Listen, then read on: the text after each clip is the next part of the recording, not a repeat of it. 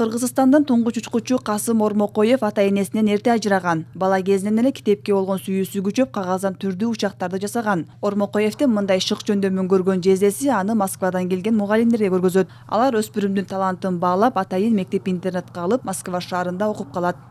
Биринчи учкуч кыздарды дагы окуткан. Харьковго стажировкага жиберилет, жакшы иштегендиги үчүн. Аяктан 39-жылы келгенде муну атайын Москвадан самолет менен келгенде тосуп алышат. 1927 жылы Касым Ормокоев Москва авиация мектебин бүтүргөн. 1934 жылы ички авиациянын калыптанышына жардам берүү үчүн Кыргызстанга кайтып келген. Ошол мезгилден тарта өлкөдө биринчи авиациялык отряд пайда болот. Ал жерде Касым Ормокоев учкуч инструктор болуп иштеген. 41-жылы согушка кетет. Бүт ошол жерден барган Кыргызстандан 7 герой чыгат. Муну окамалдары. Дегелди таранчыйма, ежеден sonra көбүрөөк айтат, шикарны көп билет.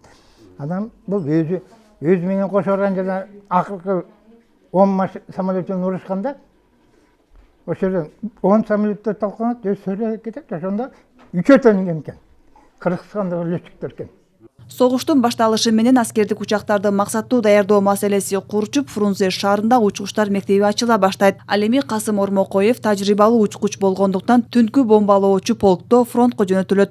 Ормокоев Касымды биз кечээкебизден угулчубуз, летчик ага чоң атабыз бар депчи. Бирок мынчалык тиги онда көп деле оюн бербей жүрүп жүрүбүз. Эми чурка оюн берип алып чогойгондон кийин изилдесек Кыргызстандан да айны көп чыкпай жатат. Көп жерге кире албай жатабыз. Могу телевиденияга, эмелерге рахмат, ушинтип келип кайтага бизге поддержка берди. Ошо бизге Кыргызстанда жардам берген кишилердин баарына рахмат. 11 аба салгылашуусунда Ормокоев душмандын 2 самолетун атып түшүргөн. 1942 жылы 21 августта душмандын 10 учагына каршы 3 учак менен топтук салгылашууга катышып курман болгон. Касым Ормокоевке каза болгондон кийин Советтер Союзунун баатыры намы ыйгарылган.